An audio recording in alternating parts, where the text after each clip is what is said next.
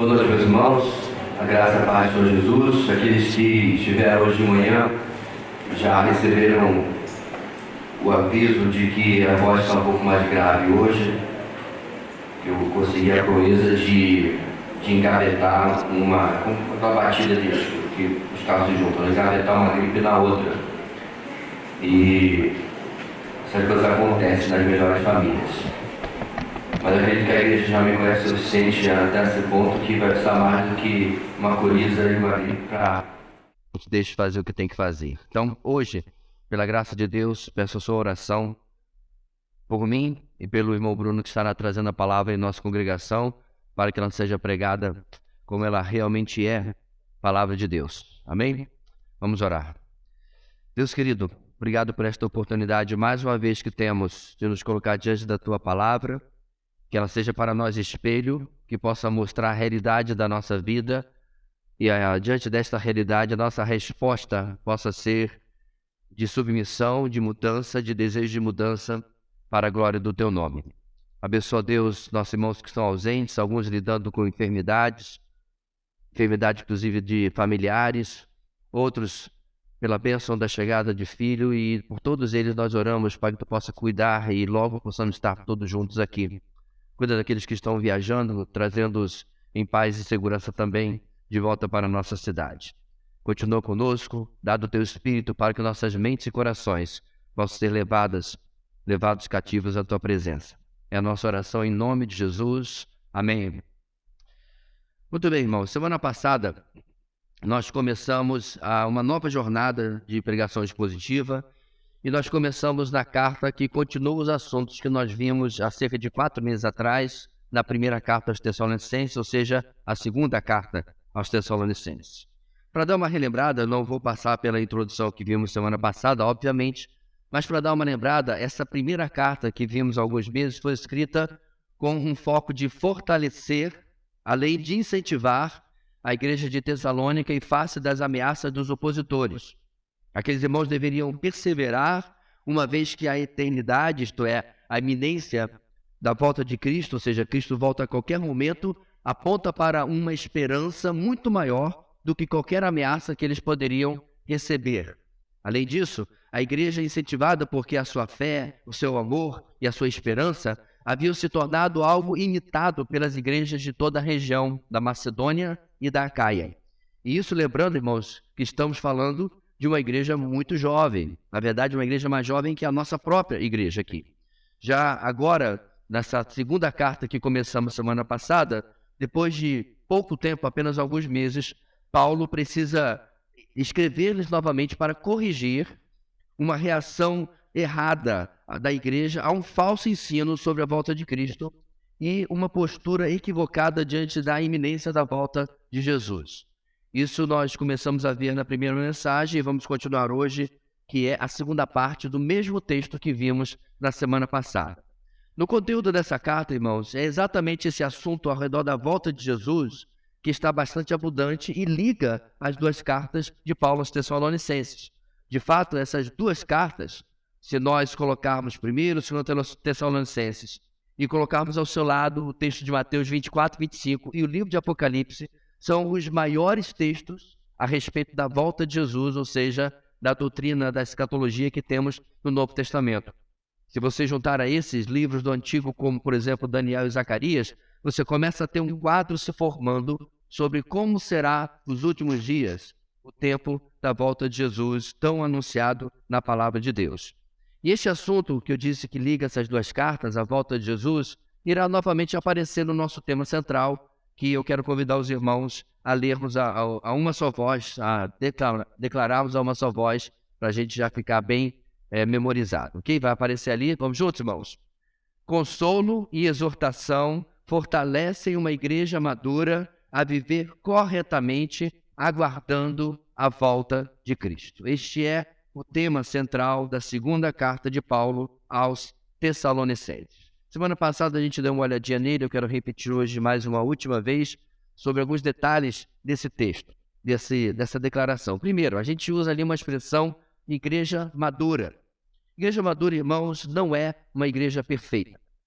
De fato, é quase ridículo nós pensarmos em qualquer coisa que tenha a presença de nós, seres humanos, e pensarmos em algo perfeito, certo? Então, se um dia você encontrar o que quer que seja até o time de futebol perfeito, não se junte a ele, porque ele vai deixar de ser perfeito no dia que você entrar. Não se preocupe, eu também, porque nós somos seres falhos. Então, o que é madura? Madura, irmãos, é uma igreja que enfrenta biblicamente os problemas e deficiências que ela possa enfrentar.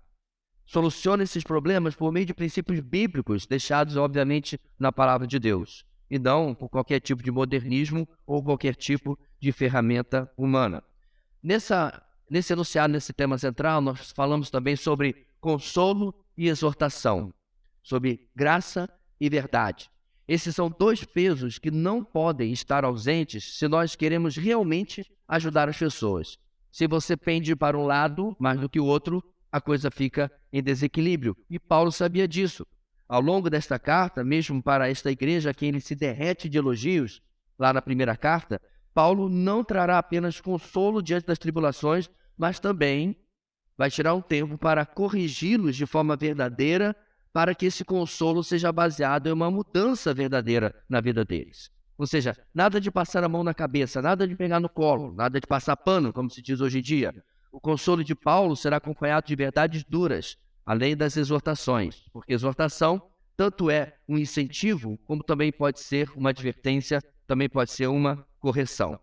E nesse enunciado também a gente fala sobre viver corretamente diante de um prazo, que é a volta de Cristo. A nossa postura, irmãos, no nosso presente, no nosso aqui, precisa ser influenciada pela eternidade. Mas quando você tem um entendimento errado sobre o futuro, um entendimento errado sobre as últimas coisas, sobre a volta de Jesus, você produzirá também, igualmente, um viver errado. Porque se você ignora, por exemplo, aquilo que Paulo fala na primeira carta, que a vinda de Cristo será como ladrão à noite, certo? Ou seja, é surpresa. Nós não temos como dizer vai ser semana que vem, vai ser depois dessa reunião, vai ser daqui a 10 anos, ok? Se você ignora esse fato, você vive como se ele não fosse voltar nunca. Se você não crê neste fato, você vive como se a sua vida não tivesse um prazo de validade. E o fato é, irmãos, que a nossa vida tem um prazo de validade, que é determinado por um de dois eventos: ou a nossa morte, ou a volta de Cristo. De uma maneira ou de outra, nós temos um encontro marcado com o Rei do Universo. E esse encontro deve ser ansiado, esse encontro deve ser desejado, mas esse encontro também deve marcar e determinar a nossa vida aqui, enquanto nós somos chamados, ok? Vamos para o nosso texto. Primeiro capítulo de 2 aos Tessalonicenses. Semana passada nós lemos este texto completamente. Quero convidar os irmãos a lermos novamente e vamos continuar de onde nós paramos na semana passada. Dá uma olhadinha à sua esquerda e à direita e vê se alguém precisa pegar uma carona com você para lermos juntos. Segunda carta de Paulo aos Tessalonicenses, capítulo 1. Vamos juntos, irmãos? Diz assim a palavra do Senhor. Paulo, Silvano e Timóteo, à igreja dos Tessalonicenses, em Deus Pai e no Senhor Jesus Cristo. A vocês, graça e paz da parte de Deus Pai e do Senhor Jesus Cristo. Irmãos, devemos sempre dar graças a Deus por vocês, e isso é justo, porque a fé que vocês têm cresce cada vez mais e muito aumenta o amor de todos vocês uns pelos outros. Por esta causa, nos gloriamos em vocês, entre as igrejas de Deus, pela perseverança e fé demonstrada por vocês em todas as perseguições e tribulações que estão suportando. Elas dão prova do justo juízo de Deus e mostram o seu desejo de que vocês sejam considerados dignos do seu reino, pelo qual vocês também estão sofrendo. É justo da parte de Deus retribuir com tribulação aos que lhes causam tribulação e dar alívio a vocês que estão sendo atribulados, e a nós também.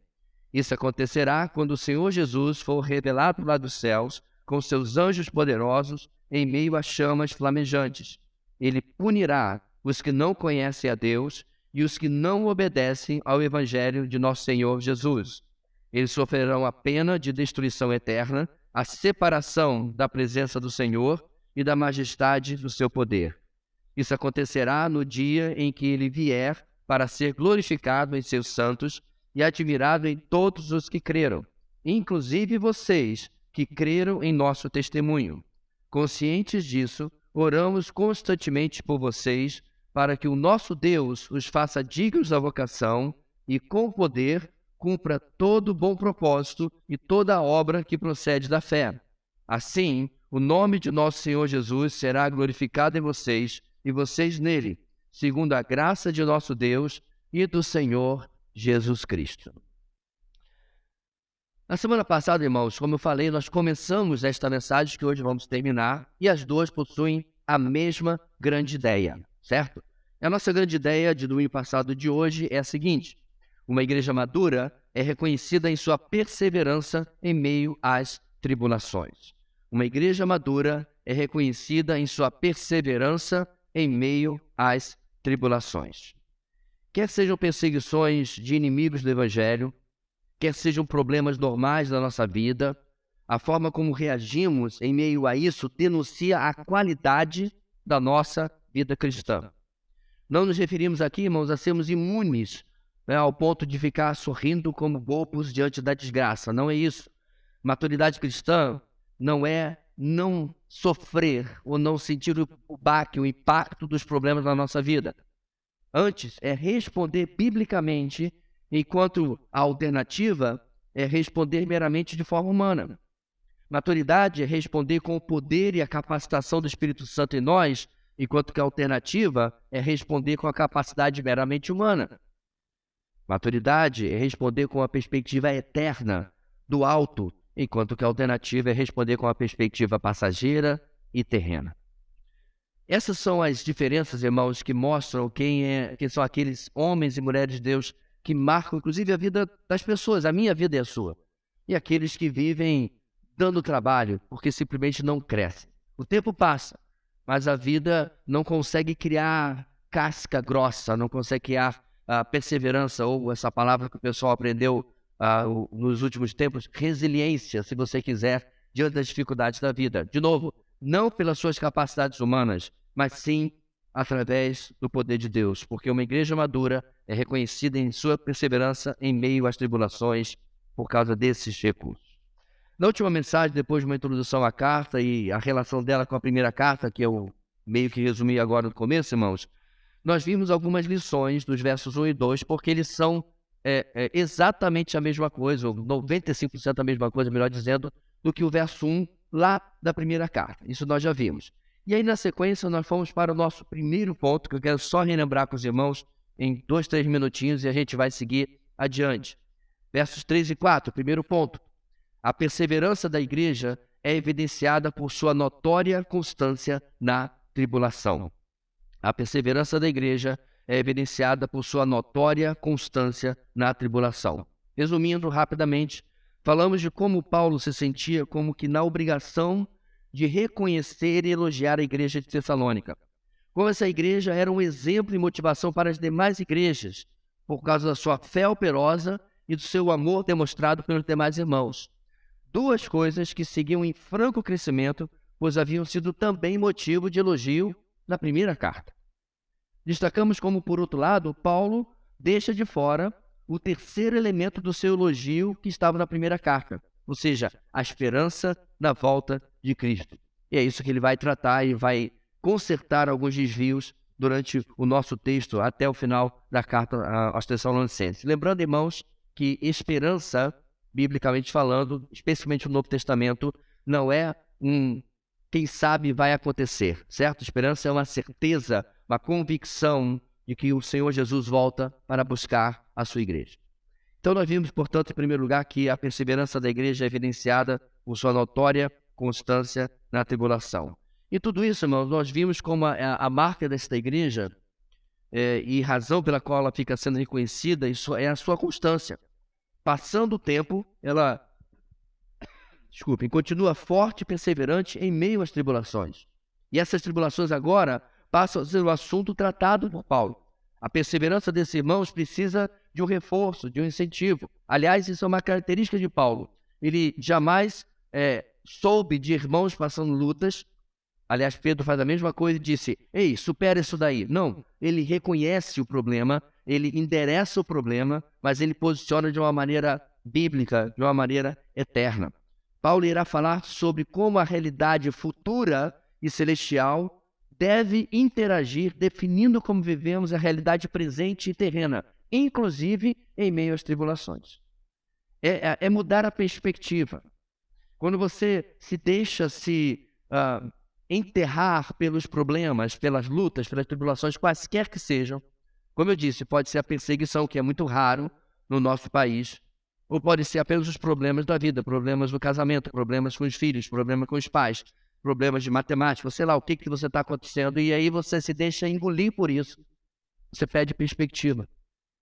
Você perde visão, você perde clareza na sua vida. O que Paulo está fazendo aqui com os Tessalonicenses, irmãos, e conosco vá para o andar de cima.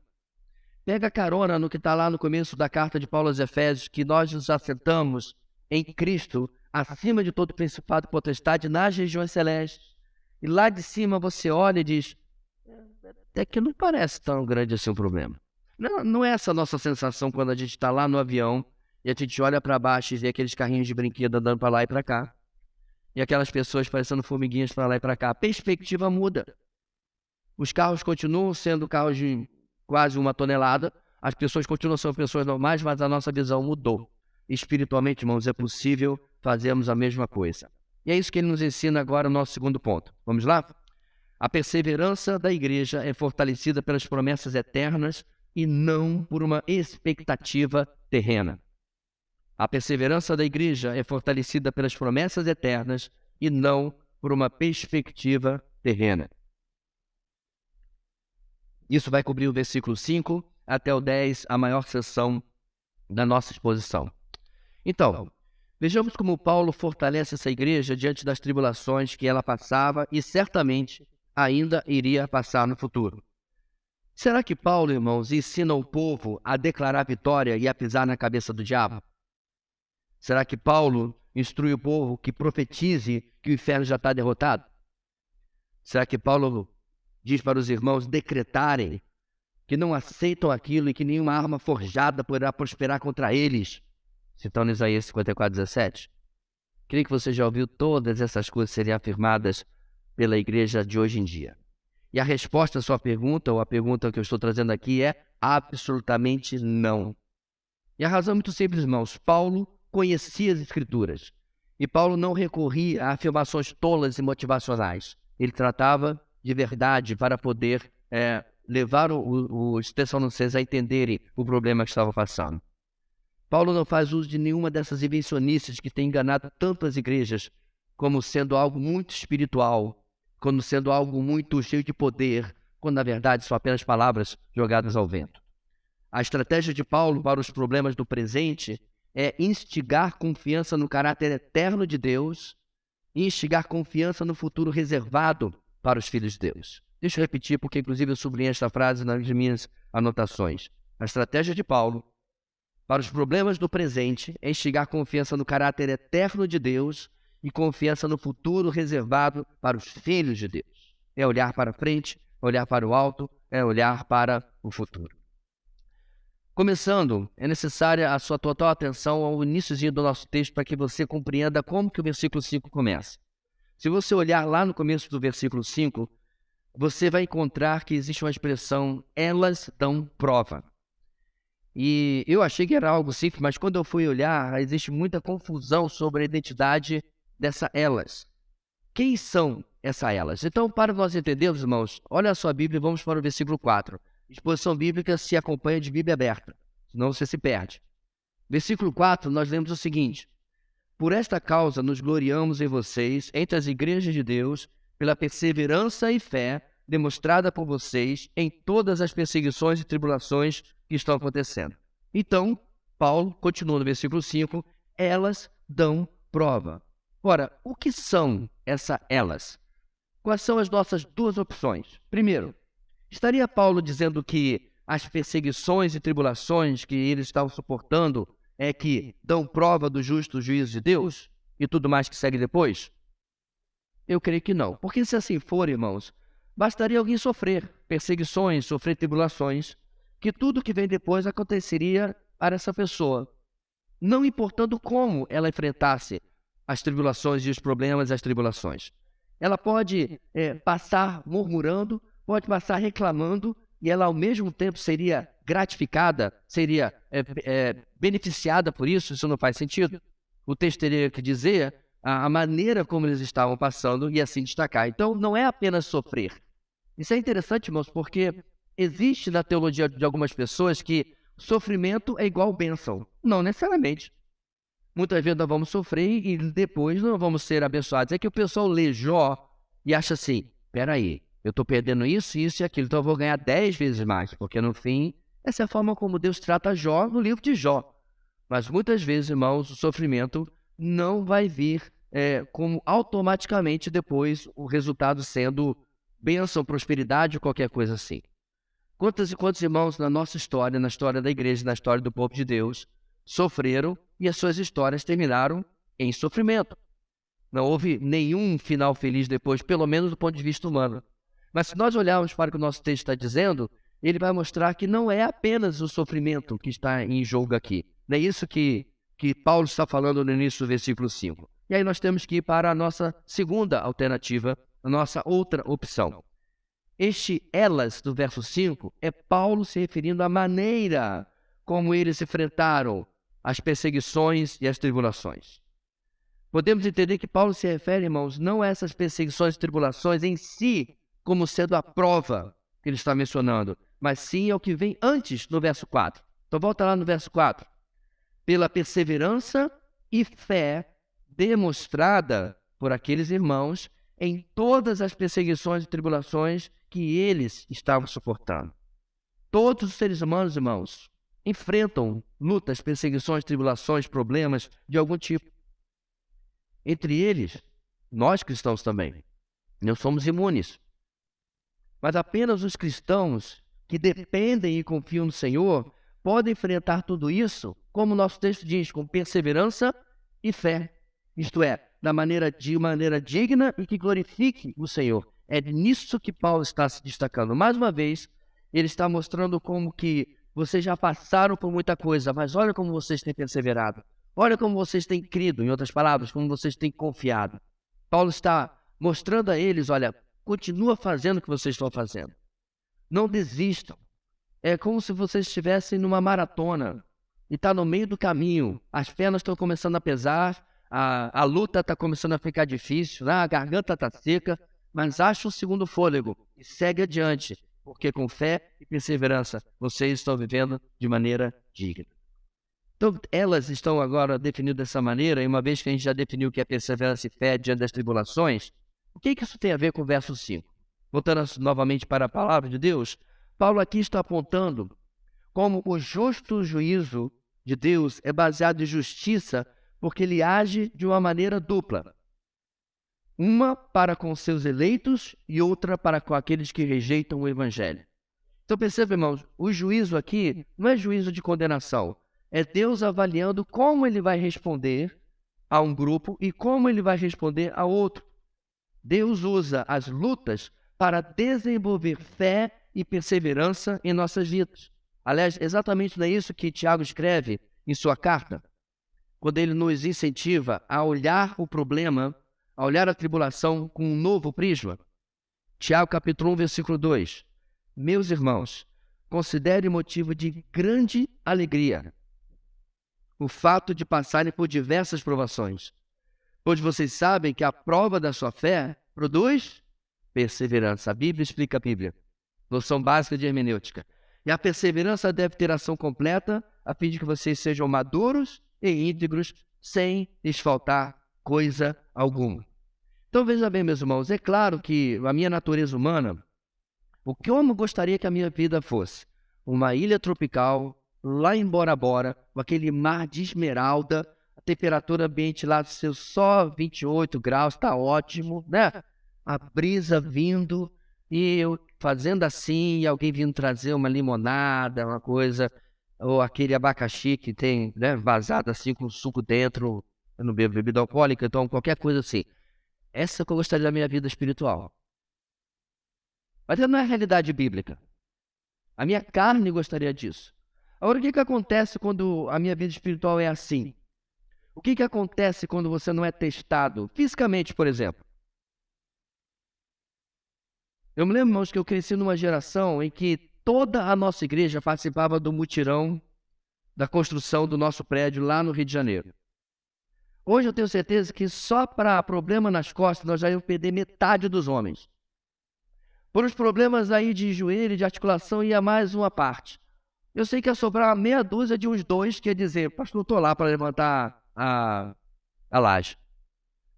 Ficamos moles. Porque na minha época, meus irmãos, eu tinha que fazer o seguinte para trocar o canal da TV. Levantar do sofá. Sabe o que significa essa atitude? Levantei, ir até lá e trocar o canal. E aí eu voltava e sentava, porque eu não queria assistir aquele, queria um dos outros apenas 4 canais que nós tínhamos disponíveis. Olha que maravilha. Você fica assim.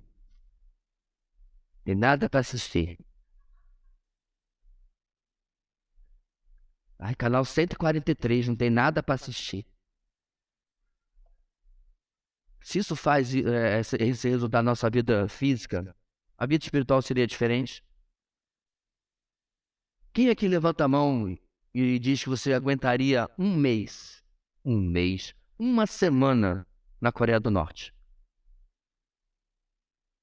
Mas dando a cara a tapa, vestindo camisa de Jesus e com a Bíblia na mão. Uma semaninha. Quem quer? Bora fazer uma viagem missionária, irmãos, para a Coreia do Norte? Quem quer? Alguém? Tudo pago. Inclusive a estadia no campo de concentração meia estrela. Quem quer? Porque, irmãos, a nossa fé sem prova é como o nosso físico sem exercício. Simples assim. Durante anos eu tento igualar as minhas pernas, porque eu já fiz 2 cirurgias de joelho e por causa da imobilidade que eu fui submetido, a minha perna esquerda é mais fina. Nunca consegui. Porque ela ficou meses, literalmente, em cima da cama. E naturalmente ela atrofiou. A vida espiritual é a mesma coisa. É isso que Paulo está falando para esses irmãos. É isso que Tiago está falando aqui. Deus deseja alcançar, irmãos, em cada um de nós crescimento, maturidade, fortalecimento, constância, como vimos no primeiro ponto. Tudo debaixo de uma vida piedosa, uma vida cheia de contentamento e dependência de Deus. É isso que nos faz dignos do reino, como inclusive ele vai continuar a dizer no verso 5 que está diante de vocês. Não são grandes coisas que nós realizamos, mas uma vida fortalecida, madura e que resiste diante das agruras, dos problemas que temos na nossa vida. Paulo continua isso, irmãos, num fraseado diferente, ou de uma outra forma mais profunda, no texto tão conhecido de Romanos 8, 28 e 29. Porque o objetivo de Deus na nossa vida, irmãos, não é dar uma vida confortável, mas formar a pessoa de Cristo em nós. É isso que ele diz em Romanos 8. Sabemos que Deus age em todas as coisas para o bem daqueles que o amam, dos que foram chamados de acordo com o seu propósito. Pois aqueles que de antemão conheceu, também os predestinou para serem conformes à imagem do seu Filho, a fim de que ele seja o primogênito entre muitos irmãos. Meus irmãos, tudo age para o bem, mesmo quando nada é bom. Tudo age para o bem, mesmo quando eu não gosto, mesmo quando eu não compreendo. Mesmo quando são perseguições, tribulações, por exemplo, mesmo quando é a enfermidade ou até a morte, porque o nosso texto exatamente tem uma lista enorme de coisas que nós não gostamos, coisas que nós queremos evitar, a espada, a morte, tudo mais. E como é que o nosso texto termina em Romanos 8? Nem qualquer outra coisa na criação será capaz de nos separar do amor de Deus que está em Cristo Jesus, nosso Senhor. O justo Deus nos molda, mas ele nos molda nos moendo, nos triturando, para depois nos remontar, nos renovar, nos regenerar, nos recompor segundo a imagem do seu Filho. No final, pastor, eu achei que isso ia dizer que ele ia fazer tudo isso para que a gente fosse grandes vencedores. É isso que está sendo pregado por aí. Mas não é isso que a palavra de Deus está nos falando. Porque o mais que vencedor desse texto de capítulo 8 é aquele que vê a pessoa de Cristo sendo formada em si. Já pensou, meus irmãos, você poder virar para o seu cônjuge ou poder ouvir dele: mais do que apenas os dizeres românticos que são necessários, mas essa pessoa que ele conhece tão bem. E essa pessoa dizer para você, olha, eu vejo Cristo em você. Não seria um tremendo de um elogio? O nosso melhor amigo, aquela pessoa com quem você é um em carne, essa pessoa testemunhar que vê Jesus sendo formado na sua vida. Essa parte do justo juízo de Deus é para conosco, mas não é tudo que o nosso texto traz. Porque, como eu disse, irmãos, Deus tem uma outra forma de tratar aqueles que rejeitam a sua verdade, a sua palavra, o Evangelho. O verso 6 mostra esse outro lado da moeda, o outro terrível lado da moeda. Deus irá trazer tribulação àqueles que levam tribulação aos seus eleitos, aos filhos de Deus. A grande lição desse verso, irmãos, é que a retribuição existe, mas ela não é nossa. Ela pertence a Deus. Paulo está ecoando o mesmo ensino que depois ele escreveria aos Romanos.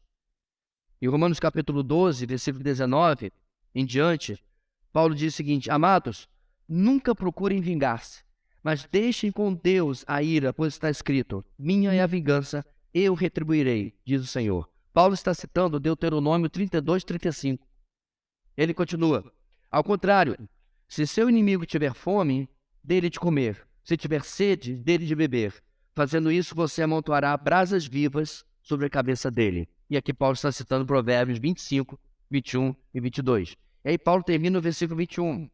Não se deixe vencer pelo mal, mas vençam o mal com o bem. Ou seja, irmãos, mesmo em situações muito piores do que eu e você enfrentamos no Brasil de 2023, o mal deve ser vencido pelo bem. Um bem que é mais do que apenas um sorriso artificial. É muito mais do que um silêncio para não falar nenhuma besteira. Um bem que é ativo, que é prático, que é intencional, que é vivencial. É um bem que vê uma necessidade na vida do meu opositor, do meu adversário, do meu inimigo, se você quiser, ou da qualquer fonte daquele mal, e você deseja o bem. Hoje, um grupo de pastores colocaram a notícia de que uma pessoa muito importante do nosso país está, talvez, muito doente. Nesse grupo, particularmente, ninguém gosta dessa pessoa. E aí alguém colocou assim, e aí, o que a gente faz em relação a isso? E aí eu coloquei a frase de Agostinho. Agora me falta como ela é exatamente, mas basicamente Agostinho fala, não resisto, não desejo mal ao homem mau, para que então não sejam dois homens maus. E aí eu coloquei, vamos orar pela cura dele e que Deus faça a sua vontade. Independente de quem seja. Independente do que esteja causando. Independente de quem foi. Mas o texto segue. E Paulo continua explicando os contrastes entre a justiça de Deus para nós e para aqueles a quem ele se opõe. No verso 7, ele volta a falar do que Deus fará para conosco, para com seus filhos. Ele quer, diz o texto, dar alívio. E essa é uma palavra que com certeza trouxe alívio para eles. Ainda bem. Ainda bem, Paulo, você chegou lá. O problema, meus irmãos, é que não é agora, necessariamente. Pode ser, mas não necessariamente. Então essa é uma daquelas situações, irmãos, na palavra de Deus, em que existe aquilo que a gente pode supor e existe aquilo que a gente pode afirmar categoricamente. Por exemplo, se você está evangelizando uma pessoa muito doente, você pode orar pela cura daquela pessoa e você pode supor e dizer, se Deus quiser, Deus pode curar, certo? Por outro lado, você pode pregar o evangelho e você pode garantir com absoluta certeza que se essa pessoa se arrepender e crer em Cristo como Senhor e Salvador, ela será salva. Correto? Existe o que você pode supor, existe aquilo que você pode afirmar categoricamente. E esse é o problema aqui, irmãos. Alívio momentâneo pode ser que viesse, pode ser que não viesse. Pode ser que esses irmãos ficassem muito tempo debaixo de perseguição, perdessem casa, família, bens, estabilidade. Mas Paulo fala talvez de algo superior, de algo melhor. Aqui é onde entra mais ou menos aquela máxima da história, né, da fábula. Isso também passará. Lembra? Conhece essa história? Isso também passará. Esse momento que vocês estão, passará. E como foi bem lembrado aqui nesse mesmo púlpito pelo presbítero Rendel há 2 domingos atrás, a letra daquela música. Toda dor é por enquanto. A tua alegria daqui até o fim e eternamente. Toda dor é só agora. Literalmente, meus irmãos, o Apocalipse diz que ele enxugará de nossos olhos toda lágrima. E não haverá mais dor, doença, sofrimento. Acabou. Não é uma possibilidade, não é uma probabilidade, é esperança, é certeza, é algo garantido. Porque esse versículo determina exatamente quando a nossa dor terminará. Paulo, à semelhança do que ele fez na primeira carta, traz esse consolo escatológico, esse consolo da eternidade, do futuro, para trazer luz em toda a tentativa de encher os nossos dias com trevas. As dificuldades vêm, aquela nuvem tenta, né, nublar o nosso dia, mas eu posso viver acima do sol, eu posso viver acima da nuvem, por causa da minha esperança eterna. E aí Paulo termina dizendo, isso que eu estou dizendo a vocês, não estou dizendo para agora, acontecerá quando o Senhor Jesus for revelado lá dos céus, com seus anjos poderosos, em meio a chamas flamejantes. E não podemos, meus irmãos, diante disso, deixar de ler o texto que profetiza detalhes de como exatamente isso irá acontecer, porque não é só aqui que nós encontramos isso. Essa é uma certeza em toda a palavra de Deus. Eu quero convidar você a abrir comigo para lermos bem bonito Apocalipse capítulo 19, deixe seu dedo aí em 2 Tessalonicenses, e vamos ler o texto que conta para nós, em termos até meio gerais, mas satisfatórios, como acontecerá exatamente isso que Paulo está falando para eles no versículo de número 7. Apocalipse 19, a partir do versículo 11.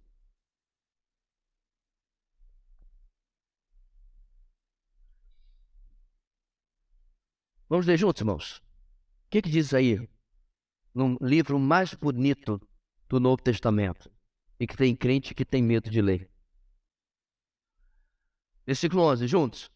Vi os céus abertos e diante de mim um cavalo branco, cujo cavaleiro se chama Fiel e Verdadeiro. Ele julga e guerreia com justiça. Seus olhos são como chama de fogo, e em sua cabeça há muitas coroas e um nome que só ele conhece e ninguém mais. Está vestido com um manto tingido de sangue, e o seu nome é Palavra de Deus. Os exércitos dos céus o seguiam, vestidos de linho fino, branco e puro, e montado em cavalos brancos. De sua boca sai uma espada afiada, com a qual ferirá as nações. Ele as governará com cetro de ferro. Ele pisa o lagar do vinho do furor da ira do Deus Todo-Poderoso. Em seu manto e em sua coxa está escrito este nome: Rei dos Reis e Senhor dos Senhores. Vi um anjo que estava em pé no sol e que clamava em alta voz a todas as aves que voavam pelo meio do céu: venham, reúnam-se para o grande banquete de Deus, para comerem carne de reis, generais e poderosos, carne de cavalos e seus cavaleiros, carne de todos livres e escravos, pequenos e grandes. Então vi a besta, os reis da terra e os seus exércitos reunidos para guerrearem contra aquele que está montado no cavalo e contra o seu exército. Mas a besta foi presa, e com ela o falso profeta, que havia realizado sinais miraculosos em nome dela, com os quais ele havia enganado os que receberam a marca da besta e adoraram a imagem dela. Os dois foram lançados vivos no lago de fogo que arde com enxofre. Os demais foram mortos com a espada que saía da boca daquele que está montado no cavalo, e todas as aves se fartaram com a carne deles. É tão interessante, irmãos, como tem gente que não gosta desse Jesus aqui. Ele gosta daquele Jesus meio ripoca, né? Paz e amor. Esse é o Jesus que trará a justiça. E como vocês bem veem, ele traz a justiça difícil de engolir àqueles que resistiram à palavra do Evangelho. O mesmo Jesus sobre quem se cumpriram centenas de profecias do Antigo Testamento, quanto à sua primeira vinda, que nasceu em Belém, que cresceu em Nazaré, que morreu e ressuscitou em Jerusalém, esse mesmo virá para recompensar e resgatar os seus como juiz que vai trazer a justiça da bênção sobre aqueles que estão ao seu lado. Mas também virá como juiz daqueles que o negaram, amando mais a mentira do que a verdade. Esse que nos traz os versos 8 e 9. Aqueles que tentam pintar hoje o Jesus apenas de paz e amor, certamente têm grande dificuldade com o texto que aponta que ele não é apenas isso. O texto diz que ele irá punir os que não conhecem a Deus e os que não obedecem ao Evangelho do nosso Senhor Jesus Cristo.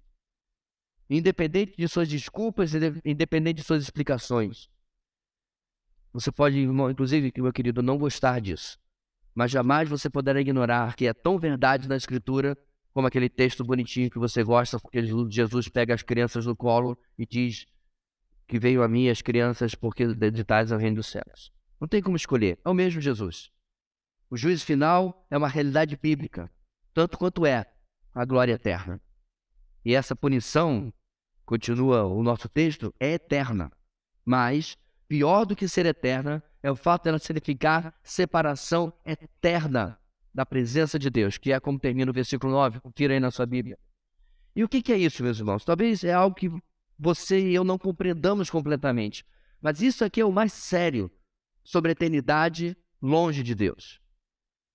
Toda a verdade, tudo que há de bom hoje em dia em nossa sociedade, tudo que há de excelente que nós vemos na humanidade é fruto da graça comum de Deus sobre a humanidade. Isso é, o que há de bom vem da semente divina que o Senhor ainda permite que esteja em cada ser humano, crente ou descrente. Agora, imagine comigo o que será uma sociedade onde isso absolutamente é apagado. Não existe mais. Essa é a característica da punição que o Senhor executará sobre uma humanidade rebelde. A humanidade está dizendo, nós não queremos Deus. E Deus vai dizer, seja feita a sua vontade. E quando será isso? Esse é o problema. O tempo é incontrolável. Pense quando nós jogamos, por exemplo, um esporte contra o cronômetro. Basquete, por exemplo. Ainda assim você pode olhar para o painel e dizer, faltam 3 minutos e 15 segundos. Agora imagine que você está jogando algo que é contra o tempo, mas você não tem acesso ao placar, não tem acesso ao painel. É isso que a sociedade está acontecendo aqui hoje, irmãos. Ela está rumando para um encontro para o qual grande parte dela não está preparada. Grande parte dela está em um encontro de juízo, não um encontro de recompensa. É isso que trata o verso 10. Tanto a redenção dos filhos de Deus quanto a punição dos demais, isso acontecerá no dia em que ele vier, como o texto de Apocalipse que nós acabamos de ler. Mas se você é um conhecedor das Escrituras, você sabe que esse dia, como eu mencionei agora há pouco, é um ladrão à noite, como Paulo usa lá na primeira carta aos Tessalonicenses, ou seja, ele vem de forma imprevisível. Agora, sabe o que é interessante, irmãos? Isso é muito similar ao que aconteceu da primeira vinda. Dá para contar nos dedos quantas pessoas sabiam. José, Maria, Isabel, eu nem sei se Zacarias, o esposo de Isabel, sabia. Isabel e Zacarias eram os pais de João Batista, correto? Não deu nem para encher uma mão de quantas pessoas sabiam quem que estava nascendo do ventre daquela mulher. E ele ainda levaria cerca de 30 anos até que ele se revelasse como ele realmente era. Vocês, irmãos, o ser humano, ele brinca como aquela pessoa que alguém diz assim, rapaz, olha, está acontecendo muito furto de carro aqui na nossa cidade, faz o seguro. Ah, vou fazer. Aí é avisado mais uma vez, vou fazer. Um belo dia ele sai de casa e lá está a vaga mais vazia do mundo, porque ó, o carro dele foi levado. Ele não estava preparado. Esse é um momento numa mensagem como essa que eu preciso dar uma parada, não só por nós que estamos aqui, mas por quem for assistir depois, e dizer o seguinte, você está preparado para se encontrar com o seu Criador? Não se iluda com a sua juventude. Jovem também morre. Nós sabemos disso. Não se iluda com a sua autojustiça. Ela não serve de absolutamente nada. Elas são, usando as palavras do profeta Isaías, trapo de imundícia. Eu nem vou lhe contar o que era trapo de imundícia no Antigo Testamento nos dias de Isaías. A solução é simples. Mas você tem que lutar com alguém muito poderoso, que é você mesmo. Lutar contra o seu ego. Lutar contra os seus desejos. Porque ou nós crucificamos o nosso eu e entregamos a nossa vida a Cristo, ou nós vamos para esse encontro, bem, ou alguém vai para esse encontro extremamente despreparado. Então, repita a minha pergunta. Você está preparado para se encontrar com o seu Criador? Você está preparado para se encontrar com aquele trono, o trono branco, e ser julgado por um juiz que não pode ser subornado, jamais teria um assento na STF, na qualidade que ele tem, não pode ser trapaceado, não se impressiona com aquilo que você faz, mas se impressiona com aquilo que Jesus fez. E por causa de Cristo, você pode chegar diante desse Criador, e isso é que é incrível, sem mérito algum, sem merecimento nenhum, pela graça, mediante a fé, saber, eu não mereço estar aqui, mas eis que estou. Eu não devia estar aqui, mas eis que estou, somente por causa de Cristo.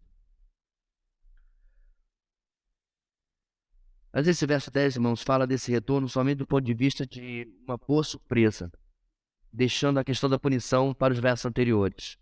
Aqui ele fala que apesar de recebermos a nossa libertação final, nesse encontro maravilhoso, no dia do retorno glorioso de Cristo, ainda assim, nós não somos o foco. O texto termina virando o foco para onde ele deve estar. Esse retorno será para que o Senhor seja glorificado em seus santos e seja admirado. Mais uma vez, irmãos, caso nós tenhamos esquecido, nós somos lembrados que a história não é a nosso respeito, mas é sobre ele. É por essa razão que Paulo termina a sua linda carta, o seu lindo tratado teológico, da maneira que nós conhecemos no final de Romanos capítulo 11. Ó profundidade da riqueza, da sabedoria e do conhecimento de Deus! Quão insondáveis são os seus juízos e inescrutáveis os seus caminhos! Quem conheceu a mente do Senhor? Ou quem foi o seu conselheiro? Pois dele, e por ele, e para ele são todas as coisas. A ele seja a glória para sempre. Amém. Nós somos, irmãos, o ninguém que responde a esse quem do texto de Paulo. A ele vai ser a glória e a admiração, porque não há absolutamente nada que possa ser colocado na nossa vida que o coloque em débito conosco, ou que nós mereçamos alguma coisa à parte dele. Então ele é glorificado e admirado, mas em quê? Diz o texto, em todos os que creram, inclusive vocês que creram no nosso testemunho, ou seja, nós somos esse grande motivo final da glória e admiração do nosso Deus, esse troféu de milhões e milhões e milhões de vidas redimidas pelo sangue derramado na cruz do Calvário. Pelo Deus que não deixou sua criação sozinha na perdição, que nós mesmos criamos para nós, diga de passagem. Antes, nos amou e com seu sangue nos libertou dos nossos pecados e da condenação que nós tínhamos arranjado para nós mesmos. É por isso que ele é merecedor, porque ele fez aquilo que ele não era obrigado a fazer, porque nos amou. Quantas pessoas buscam uma religião que resolva suas vidas aqui, o Deus eterno nos deu um relacionamento que resolve a nossa vida aqui e por toda a eternidade. E tudo para a glória dele. Antes de nós vermos, irmãos, os dois últimos versículos do nosso capítulo, eu queria trazer algumas considerações para a gente não ficar sem um elo com a nossa vida. Primeiro, eu e você precisamos mudar o nosso foco das lutas e colocar em nós mesmos.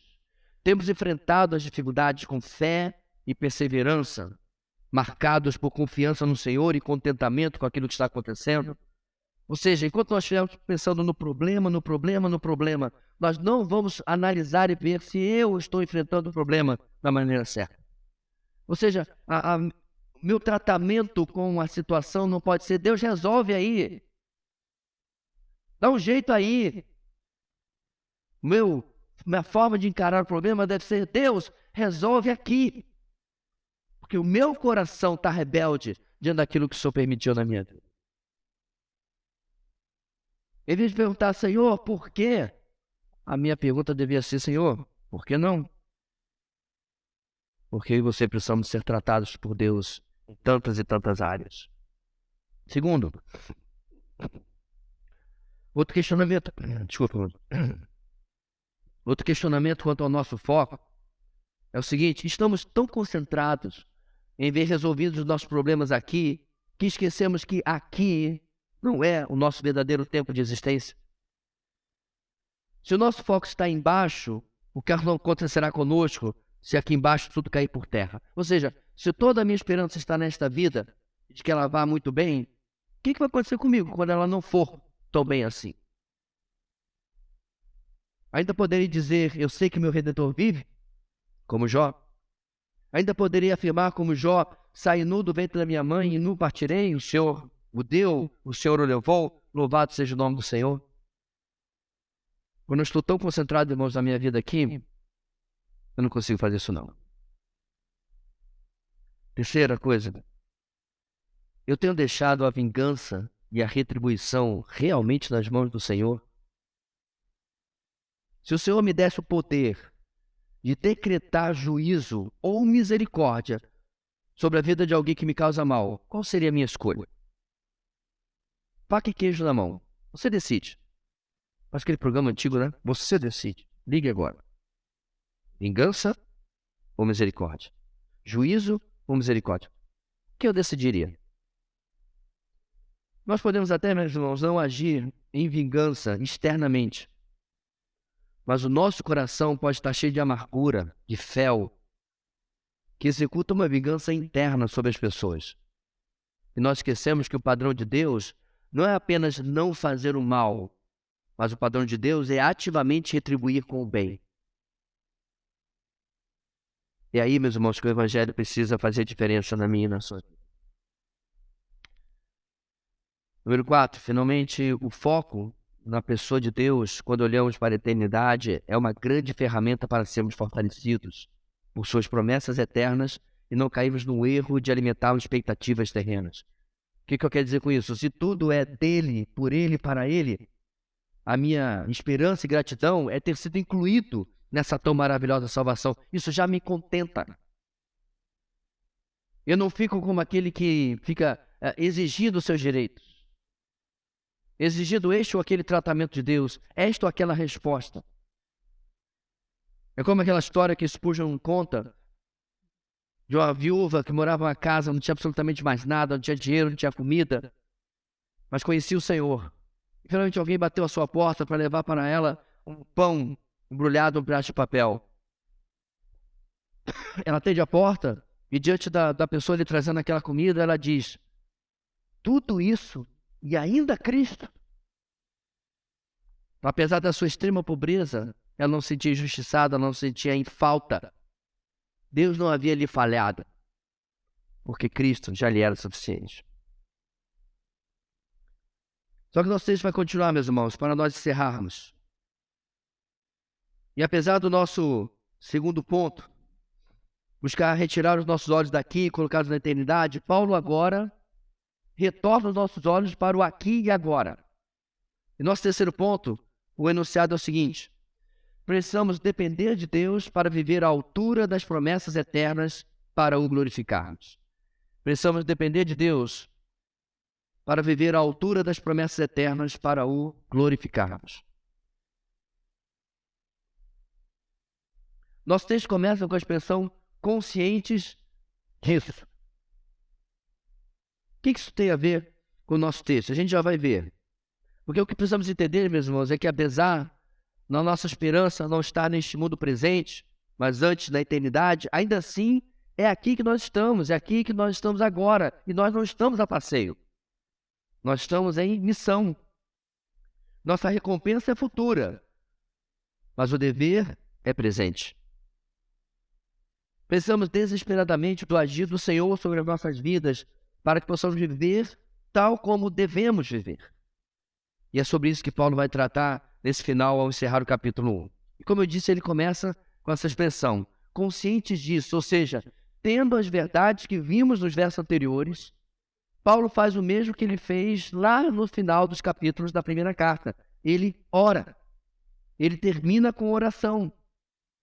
E algo que me ocorre, meus irmãos, depois de todas essas ocorrências de oração e o cenário de espera pela volta de Jesus, é como devemos sentir essa necessidade de falar com aquele que temos saudades. A oração me parece ser isso, é a voz de um coração com saudades de Deus, com saudades de Jesus. E nessa oração, Paulo se preocupa com o testemunho dos Tessalonicenses nesse cenário hostil que eles têm vivido. Afinal de contas, uma igreja madura é reconhecida em sua perseverança em meio às tribulações. Ele já fez elogios Ele já deu consolo a essa igreja, mas ele ainda se preocupa que essa igreja possa continuar perseverando.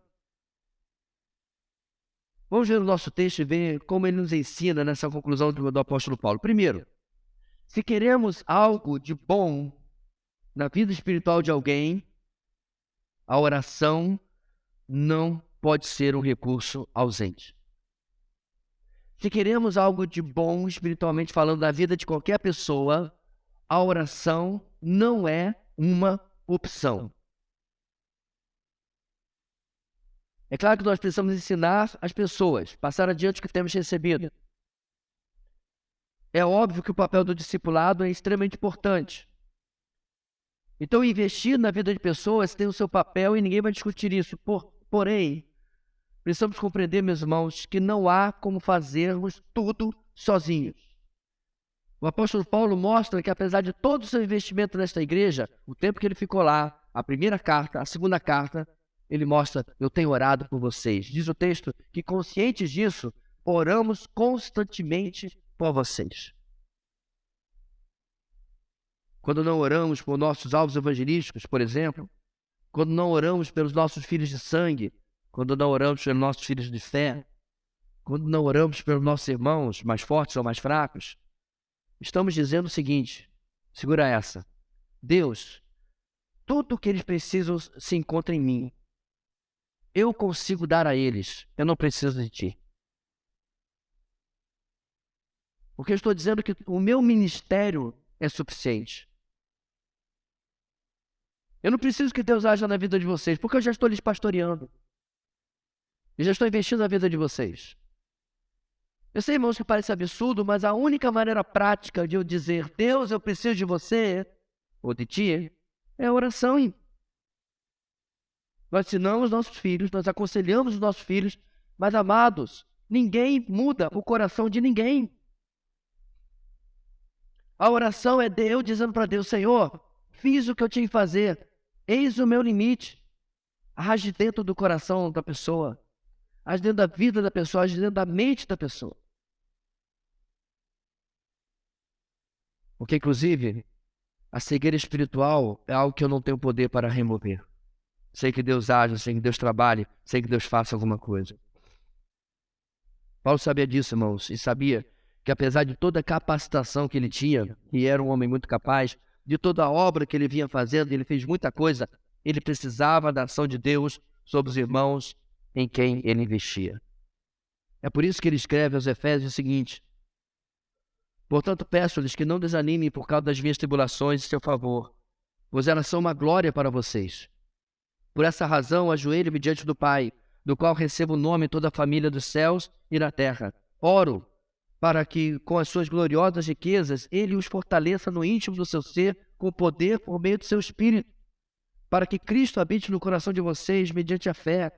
E oro para que, estando arraigados e alicerçados em amor, vocês possam, juntamente com todos os santos, compreender a largura, o comprimento, a altura, a profundidade, e conhecer o amor de Cristo que excede todo entendimento, para que vocês sejam cheios de toda a plenitude de Deus. Versículo 20. Aquele que é capaz de fazer infinitamente mais do que tudo o que pedimos ou pensamos, de acordo com o seu poder que atua em nós, a Ele seja a glória na igreja em Cristo Jesus por todas as gerações, para todos sempre. Amém. Oramos, porque só Ele é capaz de fazer infinitamente mais do que nós podemos, ainda que tivéssemos 1000 vidas. E desculpe se eu estou chovendo no molhado, meus irmãos, mas esse é o momento de você e eu pararmos e questionarmos como tem sido a minha vida de oração. Quantas vezes, irmãos, até a oração por pessoas importantes na nossa vida, como cônjuge ou filho, fica apenas na intenção, mas não na prática. Sim, eu estou dizendo que eu e você precisamos literalmente parar no nosso dia 1, 3, 5, 10 minutos, não importa, e dizer: Senhor, eis aqui a vida de fulano.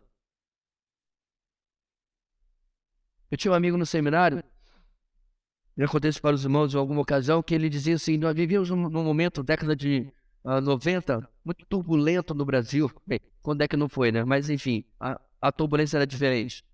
Política e tudo mais. A gente meio que não sabia o que fazer. Ele diz assim, está na hora da igreja tomar uma atitude revolucionária. Passa assim para trás, que é Che Guevara. Ele disse, orar. Essa é a atitude revolucionária dele. Eu sei que esse texto não se aplica, irmãos, ao Brasil, mas lembra do que o Senhor falou para Israel? Se o meu povo, que se chama pelo meu nome, se humilhar e orar e buscar a minha face, então eu ouvirei. Estava tudo ruim, mas o meu povo me buscou em oração, ele se arrependeu. Porque esse texto realmente não se aplica ao Brasil. Porque o Brasil não é o povo de Deus. Nós somos. Então quem tem que se arrepender e buscar, somos nós. E buscar a face do Senhor. Então, irmãos, precisamos reconhecer que só Ele pode fazer infinitamente mais do que eu e você podemos fazer. Mas, em segundo lugar, na nossa dependência de Deus, oramos não por aquilo que achamos ser o melhor, mas por aquilo que sabemos ser muito superior.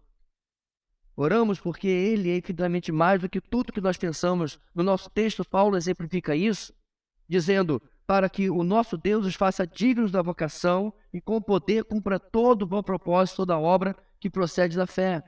É claro que no nosso pedido, irmão, nós podemos falar coisas específicas. Senhor, abençoa fulano, ele está tentando vencer aquele pecado que ele compartilhou comigo, ou vencer aquela dificuldade. Eu posso orar por coisas específicas, mas Paulo parece que ele endereça as coisas mais fundamentais e básicas que não podem faltar nas nossas vidas. Aí eu me lembrei, meus irmãos, que alguns sites de comércio eletrônico que a gente entra, eles criaram uma tal de lista de desejos, já viu? Porque você entrou, viu aquele negócio que você quer comprar, não tem como comprar naquele momento, certo? Aí você manda para a lista de desejos, né? Aí lá eu coloco o Mustang que eu quero comprar, né? O Cavô mesmo, tá bom? Deixa lá na lista de desejos. Aí lá você coloca aquela TV de 100 polegadas com 12K, nem sei se existe, né? O iPhone 30 que você quer comprar, que tem que vender um rim. Coisas que estão fora da sua necessidade. Porque eram só desejos. Irmãos, como é que nós precisamos orar menos pela nossa lista de desejos e mais pela nossa lista de necessidades reais de Deus para a nossa vida? E eu não estou me referindo a coisas materiais. Necessitamos que o Senhor faça em nossa vida que essa dignidade de viver para Ele seja abundante, essa fé, esse amor, essa esperança, tudo aquilo que Paulo coloca nesse texto aqui. Necessitamos que seja cumprido em nossas vidas todo bom propósito, toda boa obra. Nesse que ele ora pelos Tessalonicenses aqui, no versículo 10 e 11, 12, desculpa. Nesse que ele ora. Olha só que lindo, irmãos. Todo bom propósito, toda boa obra. Nesse que nós às vezes oramos, Senhor, cumpre em minha vida a tua vontade. Se Deus mandasse um memorando para você, dizendo qual é a vontade dele, será que você oraria ainda? Gostei. Faz isso aí. Porque muitas vezes, irmãos, quando nós oramos, Senhor, faz a tua vontade, a gente tem umas sugestõezinhas, né? Coloca aí no meio, Senhor. Isso aqui e tal. E não é uma história que me contaram uma vez que a irmã orou, Senhor, faz em minha vida a tua vontade, desde que seja Francisco. Nós temos essas ideias, irmãos, daquilo que é o melhor para nós. E nem sempre combina com aquilo que Deus acha que é o melhor para nós. Então, não há nenhum pedido de libertação. Não há pedido para que os inimigos de Tessalonicenses parem. Não há nenhum salmo imprecatório para com os inimigos. Nada no nosso texto. Porque não é isso que eu pensaria. Peraí, o texto fala de tribulação, a carta fala de perseguição. Então, eu oro para que o Senhor derrame a sua mão sobre os inimigos aí de Tessalônica. Não tem no texto.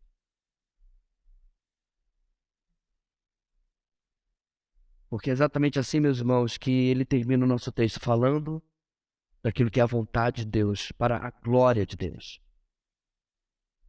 E os Tessalonicenses iriam glorificar a Deus vivendo de maneira digna, vivendo de maneira que exaltasse o nome do Senhor, com Deus sendo glorificado através das suas vidas. No final do nosso texto, Paulo fala de que a graça de Deus seria uma ferramenta na vida deles. E Paulo pode falar sobre isso. Porque quando ele escreve aos Coríntios, ele conta que 3 vezes ele havia pedido ao Senhor que tirasse o espinho na carne. Lembra desse texto? E a resposta que o Senhor deu a ele foi, você conhece, Minha graça é suficiente para você, pois o meu poder se aperfeiçoa na fraqueza. O que Paulo responde? Portanto, eu me gloriarei ainda mais alegremente em minhas fraquezas, para que o poder de Cristo repouse em mim.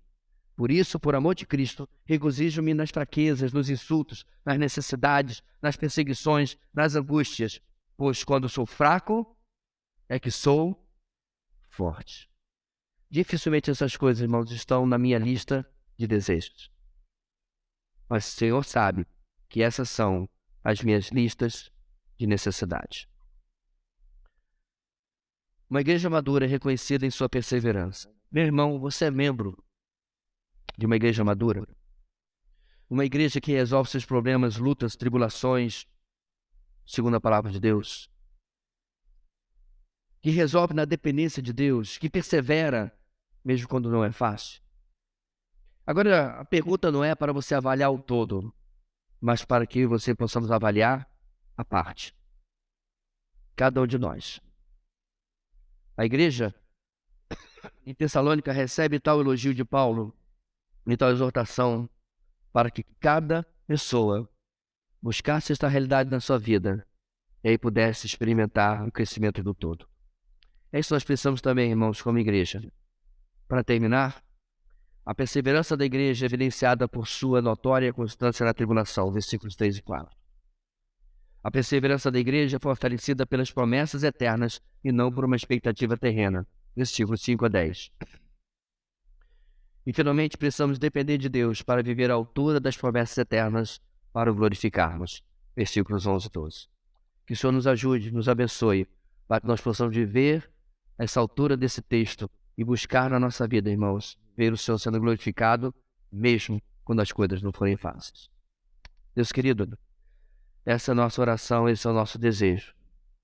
Ajuda-nos para que possamos assim, pela Tua graça, como o texto termina, e para a glória do Teu nome, poder viver isso. Muito obrigado, ó Pai, porque os nossos irmãos, de tanto tempo atrás, passaram por isso para nos deixar esse testemunho. E podemos, mais uma vez, imitar os Tessalonicenses, como tantos outros no passado fizeram, pela sua fé e perseverança, pelo seu amor genuíno uns pelos outros, e por uma esperança que, mesmo sendo consertada agora por Paulo, estava confiada na volta de Cristo, aonde está nosso verdadeiro alívio, nossa verdadeira libertação. É em nome dele que nós oramos, hoje para todo sempre. Amém.